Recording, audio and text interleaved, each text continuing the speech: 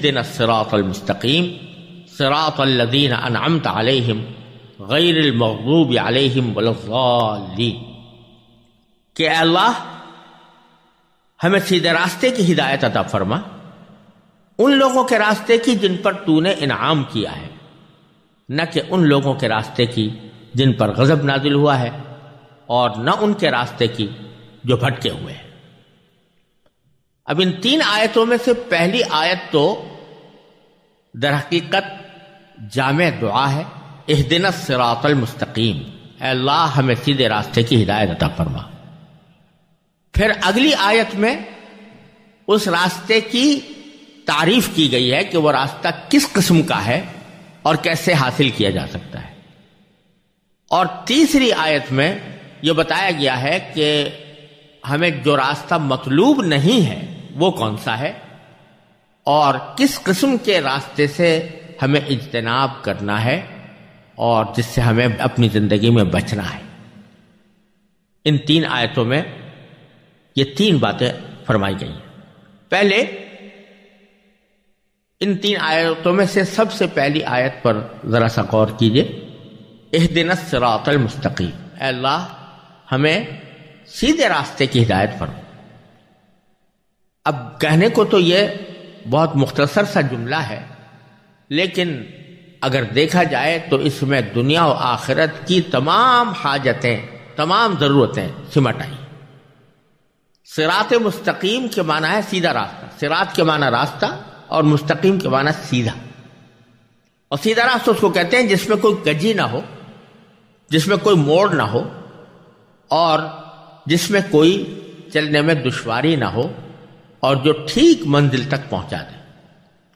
اب اس قسم کا راستہ کا مطلب یہ ہے کہ ہمیں وہ طریقہ، اس طریقے تک ہم پہنچ جائیں جو ہمیں منزل تک پہنچانے والا، اور یہ صراط مستقیم ایسی چیز ہے جس کی ہمیں دنیا میں بھی ضرورت ہے اور آخرت میں بھی ضرورت ہے۔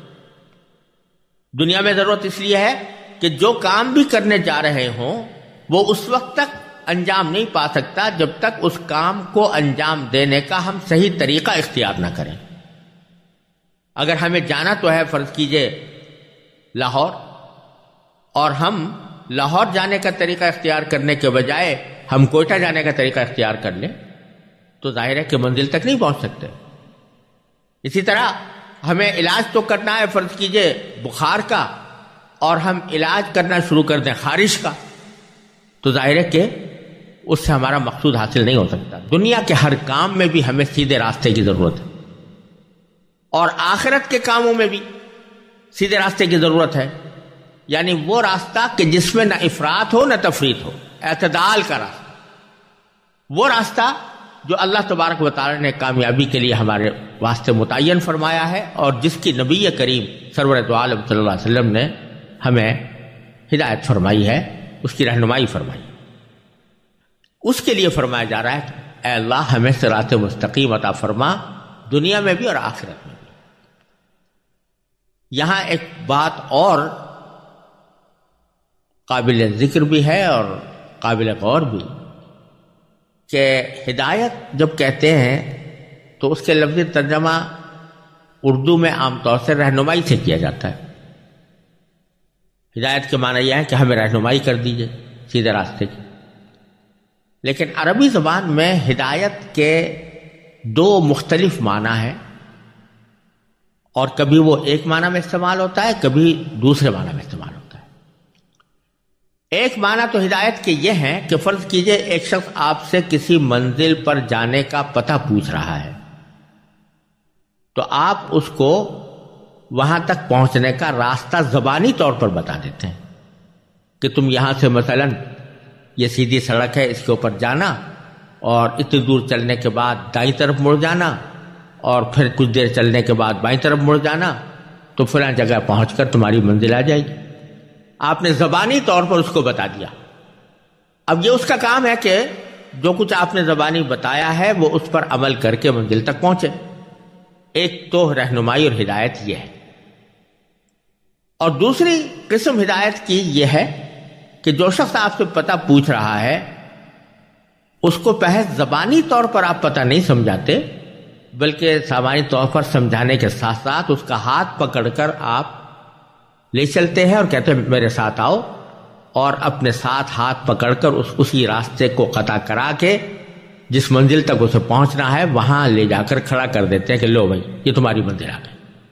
اس کو بھی ہدایت کہتے ہیں۔ تو قرآن کریم میں پہلے معنی کی ہدایت کبھی کئی جگہ ذکر آیا ہے اور دوسرے معنی کی ہدایت کبھی کئی جگہ ذکر آیا ہے، اور دونوں میں عربی زبان کے لحاظ سے فرق یہ ہوتا ہے کہ اگر ہدایت کے لفظ کے ساتھ الہ کا لفظ آ جاتا ہے تو پھر اس صورت میں ہدایت کے پہلے معنی مراد ہوتے ہیں۔ یعنی اگر یوں کہا جاتا کہ اہدنا الی الصراط المستقیم، تو اس کے معنی یہ ہوتے کہ اللہ ہمیں راستہ بتا دیجئے، زبانی طور پر بتا دیجئے کہ راستہ کس طرح ہوگا اور کہاں کس راستے سے ہم منزل تک پہنچیں گے۔ لیکن اگر بیچ میں الہ نہ ہو بلکہ براہ راست کہہ دیا جائے ہدایت کے بعد دو مفعول آ جائیں تو اس میں ہدایت کے دوسرے معنی مراد ہوتے ہیں، یعنی ہمیں پکڑ کر لے جائیں اس جگہ تک۔ تو اللہ تبارک و تعالی نے یہاں اس آیت کریمہ میں بغیر الہ کے فرمایا ہے اہدنا الصراط المستقیم، کہ اللہ ہمیں صراط مستقیم تک پہنچا دیجیے۔ گویا صرف اتنی بات نہیں مانگی جا رہی کہ آپ زبانی طور پر ہمیں بتا دیں کہ کون سا راستہ سیدھا ہے، بلکہ یہ توفیق مانگی جا رہی ہے کہ آپ اپنے فضل و کرم، اپنی توفیق سے ہمیں اس راستے تک پہنچا دیجئے جو سیدھا ہے۔ لہذا اس لحاظ سے اگر دیکھا جائے تو یہ بہت بڑی عظیم دعا ہے، جس میں بندہ صرف یہ نہیں مانگ رہا کہ مجھے آپ راستہ دکھا دیجئے، بلکہ یہ مانگ رہا ہے کہ مجھے راستے تک پہنچا دیجئے۔ یہ دعا سکھائی گئی ہے، اور اس دعا کے ذریعے یہ تسلی کا سامان ایک انسان کے لیے دیا گیا ہے کہ اگر اس کو صحیح راستے پر چلنے میں دشواری معلوم ہو رہی ہے تو وہ اس دشواری کو دور کرنے کے لیے اللہ تبارک و تعالی ہی سے رجوع کر کے یہ مانگے کہ اللہ تبارک و تعالی اسے سیدھے راستے پر پہنچا دے۔ لیکن اس کا مطلب ظاہر یہ نہیں ہے کہ آدمی صرف زبانی طور پر یہ دعا مانگ کر فارغ ہو جائے، نہ اس کا ارادہ ہو سیدھے راستے پر چلنے کا، نہ اس کے دل میں کوئی خواہش اور داعیہ ہو، اور نہ اس طرف وہ کوئی قدم بڑھائے، بلکہ بس صرف دعا مانگتا رہے کہ مجھے صراط مستقیم تک پہنچا دیجیے۔ یہ مطلب نہیں، اس لیے کہ اس کے معنی تو یہ ہوں گے کہ میں خود تو نہیں چاہتا اور نہ خود کوئی ہاتھ پاؤں ہلانے کی جرت کرتا ہوں، اللہ تبارک و تعالیٰ زبردستی مجھے سیدھے صراط مستقیم پر لے جائیں۔ تو خوب سمجھ لینا چاہیے کہ اللہ تبارک و تعالیٰ کسی کو بھی زبردستی صراط مستقیم پر نہیں لاتے۔ چنانچہ قرآن کریم میں کئی جگہ اللہ تبارک و تعالیٰ نے یہ ارشاد فرمایا ہے، مثلا فرمایا کہ لا اکراہ فی الدین، کسی کو دین قبول کرنے کے لیے مجبور نہیں کیا جا سکتا۔ ایک اور مقام پر فرمایا انلزمکموہا وانتم لہا کارہون، کہ کیا ہم تمہیں زبردستی اس دین پر کاربند کر دیں جبکہ تم اس کو ناپسند کرتے ہو۔ ایک تیسری موقع پر نبی کریم سرور عالم صلی اللہ علیہ وسلم سے خطاب کرتے ہوئے اللہ تبارک و تعالی نے فرمایا فَأَنْتَ تُكْرِهُ النَّاسَ حَتَّى يَكُونُوا مُؤْمِنِينَ، کہ کیا آپ لوگوں کو زبردستی کر کے مومن بنائیں گے؟ لہذا یہ آیتیں بالکل اس بات کی وضاحت کر رہی ہیں کہ اللہ تبارک و تعالی نے جب انسان کو یہاں دنیا میں بھیجا ہے تو اس کا کام یہ ہے کہ وہ اپنے ارادے، اپنے اختیار، اپنے شوق اور اپنے داعیے سے سیدھا راستہ اختیار کرے۔ مجبور کر کے، زبردستی کر کے کسی کو بھی نہ مسلمان بنایا جائے گا اور نہ مسلمان بنا کر اس کو سیدھے راستے پر لایا جائے گا۔ اس کے لیے سب سے پہلی شرط یہ ہے کہ اس صحیح راستے کی طلب دل میں ہو، وہ اس کو مانگتا ہو کہ میں صحیح راستے پر آؤں، اس کا شوق اس کے دل میں ہو، اس کے لیے وہ دل میں خواہش رکھتا ہو، اور نہ صرف یہ کہ خواہش رکھتا ہو بلکہ اپنی مقدور بھر کوشش اس راستے پر جانے کی کرے، تو اس وقت پھر اس کو یہ حق پہنچتا ہے کہ وہ یہ کہے کہ یا اللہ میرے دل میں خواہش بھی ہے اور میں کوشش بھی کر رہا ہوں، لیکن بعض اوقات اپنے نفس اور شیطان کے ہاتھوں مجبور ہو جاتا ہوں، اس واسطے مجھے اپنے فضل و کرم سے توفیق عطا فرما دیجیے۔ یہ ہے مطلب اہدنا الصراط المستقیم کا، اور اس کو اگر ماقبل کی آیت سے یعنی پہلے والی آیت سے ملا کر پڑھا جائے تو یہ دعا بندہ اس وقت کر رہا ہے جب وہ یہ کہہ چکا کہ ایاک نعبد و ایاک نستعین، یہ اقرار بھی کر چکا، یہ عہد بھی کر چکا کہ اللہ ہم آپ کے سوا کسی کی عبادت نہیں کریں گے، اور اے اللہ ہم آپ کے سوا کسی کی مدد نہیں چاہیں گے۔ یہ اقرار کرنا خود اس بات کی علامت ہے کہ وہ اللہ تبارک و تعالیٰ کی عبادت کو ہی درست مانتا ہے اور اس کی اطاعت ہی کو درست مانتا ہے اور اس طرف چلنا بھی چاہتا ہے، اور پھر یہ کہہ رہا ہے کہ اہدنا الصراط المستقیم۔ اسی بات کو قرآن کریم نے ایک دوسری آیت کریمہ میں اس طرح ارشاد فرمایا ہے کہ الذین جاہدوا فینا لنہدینہم سبلنا، کہ جن لوگوں نے ہمارے راستے میں کوشش کی ہے، جو اس راستے پر قدم بڑھانے کے لیے تیار ہیں، لنہدینہم سبلنا، ہم ضرور بالضرور ان کو اپنے راستوں تک پہنچا دیں گے۔ یہاں بھی اللہ تبارک و تعالیٰ نے الا استعمال نہیں کیا، یعنی لنہدینہم الی سبلنا نہیں فرمایا، بلکہ لنہدینہم سبلنا فرمایا ہے، جس کے معنی صرف یہ نہیں ہے کہ ہم ان کو راستہ دکھا دیں گے، بلکہ مطلب یہ ہے کہ اپنے راستوں تک پہنچا دیں گے۔ لیکن اس کی بنیادی شرط کیا ہے کہ الذین جاہدوا فینا، جنہوں نے ہمارے راستے میں کوشش کی۔ تو ایک طرف خواہش ہو، طلب ہو، دل میں داعیہ ہو، اور اپنی حد تک جتنی کوشش انسان کر سکتا ہے وہ کوشش کر لے، اور پھر اللہ تبارک و تعالیٰ سے مانگے کہ اللہ مجھے صراط مستقیم تک پہنچا دیجئے۔ یہ ہے اس دعا کا اصل مقصود۔ اور جب اللہ تبارک و تعالیٰ سے یہ دعا مانگی جاتی ہے، اس کے تقاضے پورا کر کے مانگی جاتی ہے، اور دل سے مانگی جاتی ہے، اور کوشش کر کے مانگی جاتی ہے، تو پھر اللہ تبارک و تعالیٰ کی سنت یہی ہے کہ انسان کو وہ صراط مستقیم کی ہدایت عطا فرما دیتے ہیں۔ اس بات کی طرف ایک لطیف اشارہ اگلی دو آیتوں میں، کیونکہ جہاں صراط مستقیم کا ذکر اللہ تبارک و تعالیٰ نے اس آیت میں فرمایا، تو اگلی دو آیتوں میں اس صراط مستقیم کی تفسیر بیان فرمائی ہے کہ صراط مستقیم کیا ہے، اور انسان کو متوجہ کیا ہے کہ وہ کس طرح پہچان سکتا ہے کہ کون سا راستہ سیدھا ہے، اور کس طرح وہ اس کی طرف اپنی کوشش شروع کر سکتا ہے۔ تو ان دو آیتوں میں صراط مستقیم کا مطلب اللہ تعالیٰ نے بیان فرمایا ہے، اور صراط مستقیم کی علامتیں بیان فرمائی ہیں۔ اور یہ دو علامتیں ہیں جن میں سے ایک علامت ایجابی ہے، مثبت ہے، اور دوسری سلبی اور منفی ہے۔ یعنی ایک آیت میں یہ فرمایا کہ وہ کون سا راستہ ہے، اور دوسری آیت میں فرمایا کہ کون سا راستہ نہیں ہے۔ تو کون سا راستہ ہے اس کے لیے فرمایا صراط الذین انعمت علیہم، راستہ ان لوگوں کا کہ جن پر اے اللہ آپ نے اپنا انعام فرمایا۔ اور اس کے بعد آخری آیت میں فرمایا کہ کون سا راستہ نہیں ہے، تو فرمایا غیر المغضوب علیہم ولا الضالین، یعنی ان لوگوں کا راستہ نہیں جن پر اے اللہ آپ کا غضب ہوا، یا ان لوگوں کا راستہ نہیں جو گمراہ ہوئے۔ تو اللہ تعالیٰ نے صراط مستقیم کی تفسیر کرتے ہوئے، اس کا مطلب بیان کرتے ہوئے دونوں پہلو اس کے بتا دیے کہ اس کی پہچان کیا ہے۔ پہچان مثبت طور پر تو یہ بیان فرمائی کہ یہ ان لوگوں کا راستہ ہے جن پر اللہ تعالیٰ کا انعام ہوا۔ اب اللہ تعالیٰ کا انعام کس پر ہوا، اس کی وضاحت اللہ تبارک و تعالیٰ نے قرآن کریم ہی کی سورہ نساء میں اس طرح فرمائی ہے کہ اولئک الذین انعم اللہ علیہم من النبیین والصدیقین والشہداء والصالحین،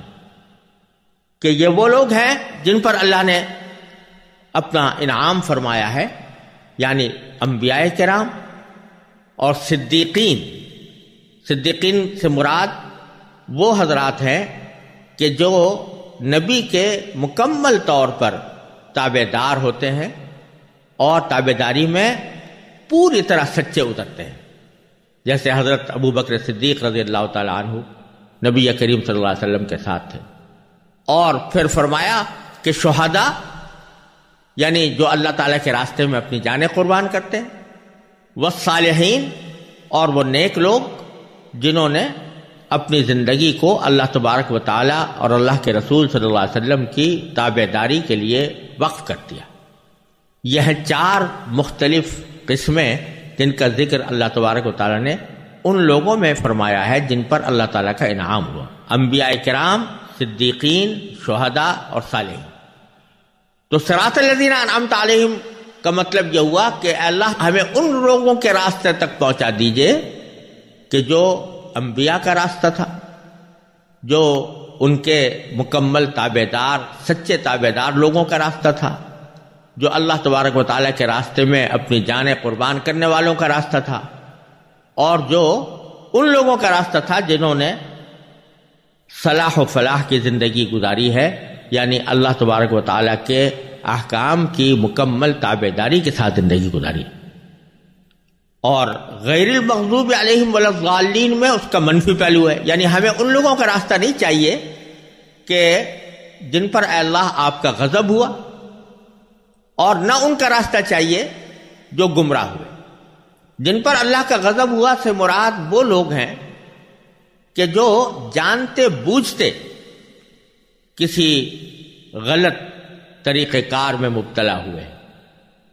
جنہوں نے جانتے بوجھتے دین اسلام کو قبول نہ کیا، یعنی ان کا دل گواہی دے رہا تھا کہ اسلام دین برحق ہے، نبی کریم سرور دو عالم صلی اللہ علیہ وسلم جو پیغام لے کر آئے ہیں وہ سچا پیغام ہے، وہ واقعتاً اللہ تبارک و تعالیٰ کی طرف سے پیغمبر بنا کر بھیجے گئے ہیں، اور جو کچھ فرما رہے ہیں وہ اللہ تبارک و تعالیٰ کے احکام کو ہم تک پہنچا رہے ہیں۔ دل ان کا گواہی دیتا تھا، لیکن انہوں نے اپنی ضد کی وجہ سے، ہٹ دھرمی کی وجہ سے، یا اپنے دنیاوی مفادات کی خاطر اس بات کو نہیں مانا، تو اللہ تبارک و تعالیٰ کا غضب ان پر نازل ہوا۔ اور ضالین سے مراد وہ لوگ ہیں کہ جو ہٹ دھرم اس معنی میں تو نہیں تھے کہ وہ جانتے بوجھتے حق کو جھٹلاتے ہوں، بلکہ وہ یہ کہ انہوں نے حق تک پہنچنے کا طریقہ غلط اختیار کیا، چاہتے تو تھے کہ حق تک پہنچے، لیکن حق تک پہنچنے کا طریقہ غلط اختیار کیا، اور اس کی وجہ سے وہ گمراہی میں پڑ گئے۔ تو دونوں قسم کی باتیں اللہ تبارک و تعالیٰ نے ذکر کر دی، چاہے وہ لوگ ہوں کہ جو جان بوجھ کر غلط راستے پر پڑے ہوں، یا وہ لوگ ہوں کہ جو بھٹک کر گمراہ ہو کر غلط راستے پر پڑ گئے ہوں۔ اے اللہ ہمیں ان کا راستہ نہیں چاہیے، راستہ ان کا چاہیے جن پر آپ کا انعام۔ یہاں جو ایک اہم بات قابل غور ہے وہ یہ کہ صراط مستقیم کا مطلب اللہ تبارک و تعالی بیان فرمانا چاہتے ہیں، تو اس کا ایک مختصر راستہ یہ بھی ہو سکتا تھا کہ اللہ تبارک و تعالی یوں فرماتے کہ صراط القرآن، یعنی قرآن کا راستہ جو قرآن نے دکھایا ہے وہ بتلا دیتے، یا نبی کریم سرور دو عالم صلی اللہ علیہ وسلم کی سنت کا حوالہ دے دیا جاتا کہ آپ کی سنت کا طریقہ وہ صراط مستقیم ہے، اور اگر ایسا فرمایا جاتا تو یقیناً برحق ہوتا، کیونکہ قرآن بھی صراط مستقیم کی ہدایت کرتا ہے، اور نبی کریم سرور دو عالم صلی اللہ علیہ وسلم کی سنت بھی صراط مستقیم کی ہدایت کرتی ہے۔ لیکن اللہ تبارک و تعالی نے یہاں کسی کتاب کا حوالہ دینے کے بجائے اور نبی کریم سرور دو عالم صلی اللہ علیہ وسلم کی سنت و سیرت کا براہ راست حوالہ دینے کے بجائے ایسا عنوان اختیار فرمایا کہ راستہ ان لوگوں کا جن پر اے اللہ آپ نے انعام کیا، جس میں انبیاء کرام بھی آ گئے، صدیقین بھی آ گئے، شہداء بھی آ گئے، صالحین بھی آ گئے۔ اس میں بظاہر یہ ایک اہم ہدایت پوشیدہ ہے کہ کسی انسان کو ہدایت پر لانے کے لیے اور صحیح راستے پر گامزن کرنے کے لیے تنہا کتاب کبھی کافی نہیں ہوتی، کیونکہ کتاب سے ایک نظری علم حاصل ہوتا ہے، نظریاتی علم حاصل ہوتا ہے، لیکن اس علم پر عمل کس طرح ہو اور کن حدود میں ہو اور اس کا کیا طریقہ اختیار کیا جائے، یہ باتیں عام طور سے صرف کتاب پڑھ لینے سے حاصل نہیں ہوتی۔ آپ دنیا کے ہر علم و فن میں یہ دیکھتے ہیں کہ اس علم و فن کو اگر حاصل کرنا ہے تو اس علم و فن کی صرف کتابیں پڑھ لینا کافی نہیں ہوتا۔ فرض کرو کہ کوئی شخص اگر میڈیکل سائنس پڑھنا چاہتا ہے تو یہ کافی نہیں ہے اس کے لیے کہ وہ میڈیکل سائنس کی کتابیں پڑھ کر اس کو سمجھ لے، بلکہ اس کے لیے ضروری ہوتا ہے کہ وہ کسی ماہر ڈاکٹر کے ساتھ کچھ عرصے رہ کر اس کی مکمل تربیت حاصل کریں۔ اسی طرح دنیا کے ہر علم و فن کا یہ حال ہے، یہاں تک کہ اگر کھانا پکانے کی ترکیبیں سیکھنے کے لیے کوئی آدمی صرف کتاب پڑھے اور اس کتاب کو سامنے رکھ کر کھانا پکانے کی کوشش کرے تو کبھی کامیاب نہیں ہو سکتا جب تک کہ اس نے عملی تربیت نہ لی ہو۔ لہذا اس آیت کریمہ میں اللہ تبارک و تعالی نے یہ توجہ دلائی ہے کہ اگر صراط مستقیم کو جاننا چاہتے ہو، سمجھنا چاہتے ہو اور اس کو اختیار کرنا چاہتے ہو تو پھر تمہیں ان لوگوں کا طریقہ دیکھنا چاہیے کہ جن پر اللہ کا انعام ہوا، یعنی انبیاء کرام، صدیقین، شہداء اور صالحین۔ انبیاء کرام علیہم الصلاۃ والسلام دنیا میں تشریف لائے اور اب نبوت کا سلسلہ بند ہو گیا، اور نبی کریم سرور دو عالم صلی اللہ علیہ وسلم آخری نبی تھے، لہذا آپ کی سنت کو دیکھنا ہوگا۔ صراط مستقیم کا مطلب سمجھنے کے لیے آپ کی سنت کو دیکھنا ہوگا، اور پھر اس سنت کو کس طرح عمل میں لایا گیا تو اس کے لیے صدیقین اور شہداء اور صالحین کے طرز عمل کو دیکھنا ہوگا۔ اور یہ ایک انسان کی فطرت ہے کہ اس کی تربیت میں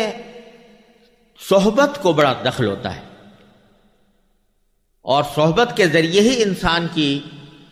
عملی اور اخلاقی تربیت انجام پاتی ہے، جیسا کہ حضرات صحابہ کرام نے نبی کریم صلی اللہ علیہ وسلم کی صحبت میں رہ کر تربیت حاصل کی، اس کے نتیجے میں وہ صحابی کہلائے،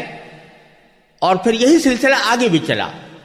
صحابہ کرام کی صحبت سے تابعین بنے اور تابعین کی صحبت سے تبع تابعین بنے، اور یہ سلسلہ اسی طرح چلا آیا ہے۔ تو اللہ تبارک و تعالی نے اس آیت کریمہ میں یہ اشارہ فرما دیا ہے کہ صراط مستقیم پر چلنے کی کوشش،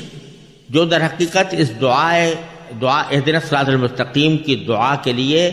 ایک لازمی شرط ہے، اس کوشش کا آسان طریقہ یہ ہے کہ ان لوگوں کے راستے کو دیکھو، ان کی صحبت اختیار کرو، ان سے تربیت لو جو صدیقین ہیں یا شہداء ہیں یا صالحین ہیں، کیونکہ انبیاء کرام کی صحبت تو براہ راست اب حاصل ہو نہیں سکتی، لیکن اگر کوئی صدیق آئے تو اب بھی آ سکتا ہے، اور شہداء ہوں یا صالحین ہوں تو وہ دنیا میں انشاءاللہ قیامت تک موجود رہیں گے۔ تو ان کی صحبت اختیار کرنا تمہارے لیے آسان طریقہ ہے اس منزل تک پہنچنے کے لیے اور اس کے لیے کوشش کا قدم بڑھانے کے لیے۔